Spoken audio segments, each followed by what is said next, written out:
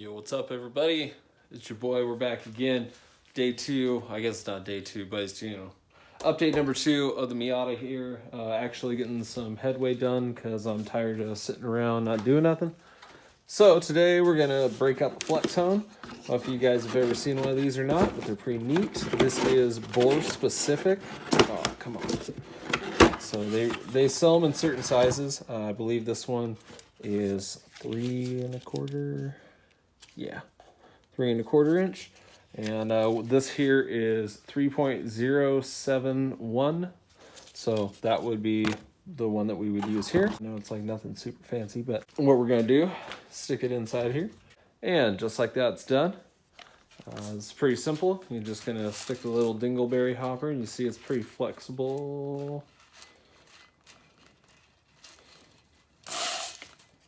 Go the other way. Actually, that was the right way. There it is. And you just, that's it. Woo! That's it. Look inside there and gave it a nice crosshatch. And I mean, that's all I'm gonna do. Just, okay, and just, yep.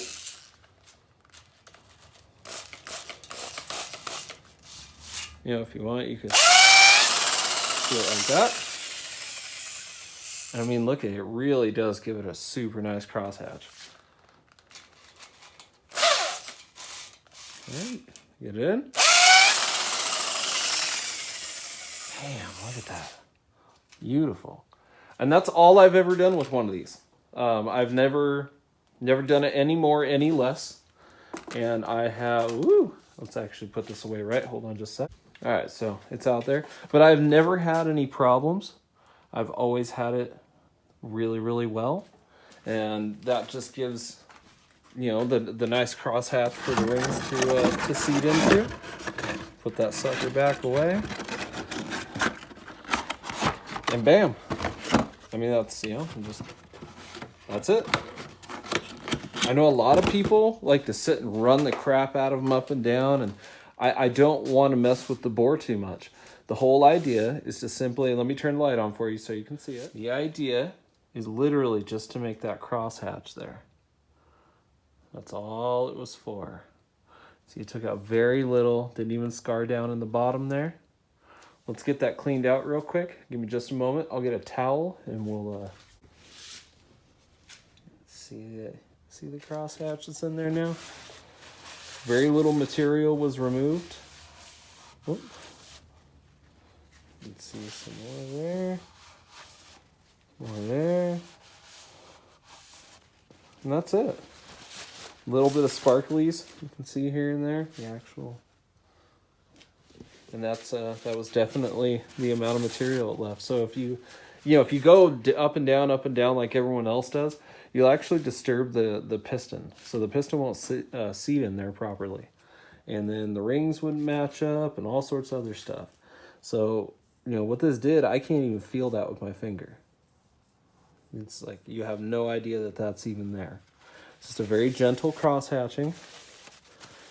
And, there's probably a better technical way to do that, but it's how I do it, especially something rough like this where it's just not that big of a deal. You can see it's still sparkling down in there.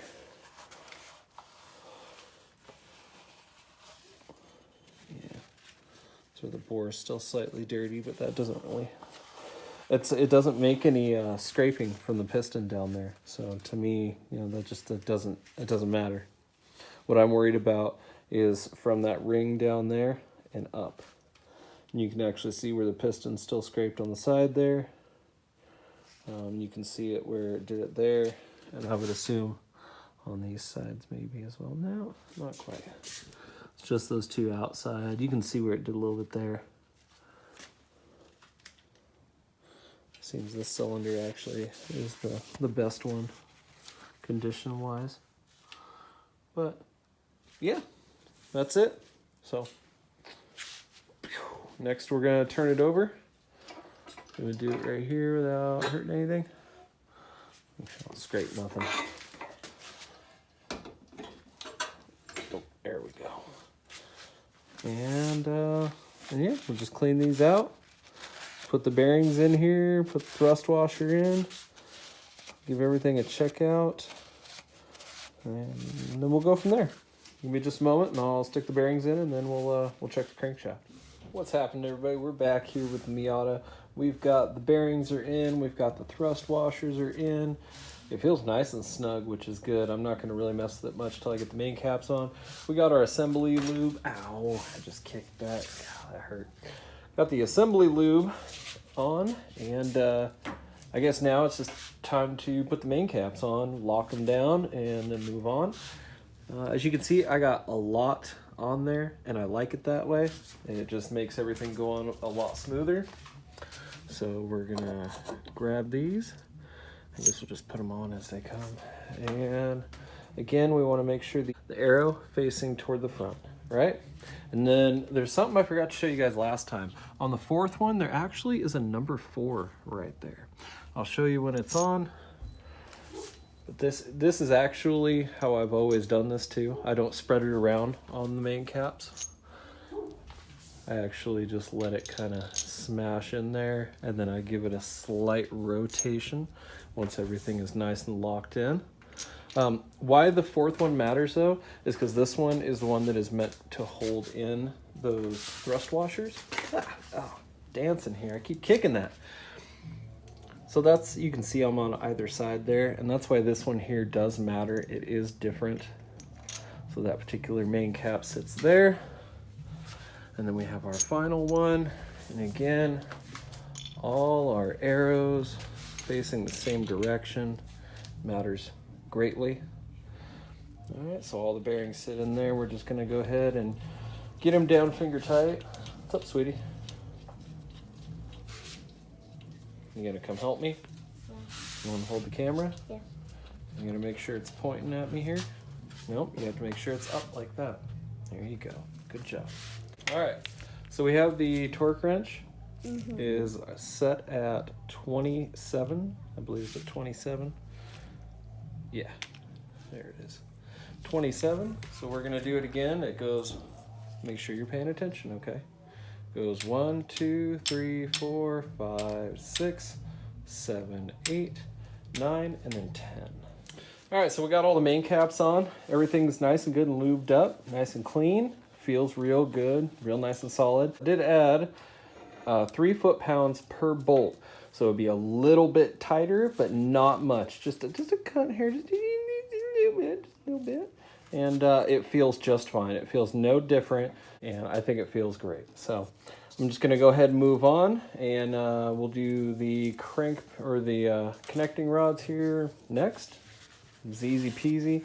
I don't think I'm gonna plastic gauge them just because I don't think I care that much. I mean, if they're gonna fail, they're gonna fail. I'm not gonna get oversized ones. I'm not gonna have this thing machined.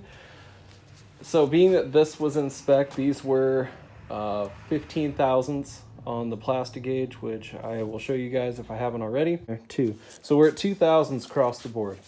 And the spec is 7 millionths to 14 thousandths.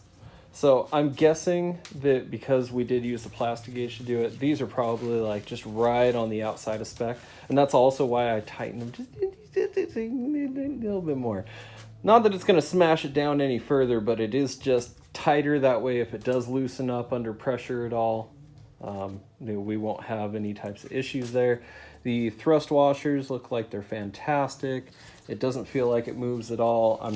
I could put the dial indicator on it, but I just don't really care that much. I'd rather get it all assembled and ready to go. So I guess next is going to be dropping in the connecting rods.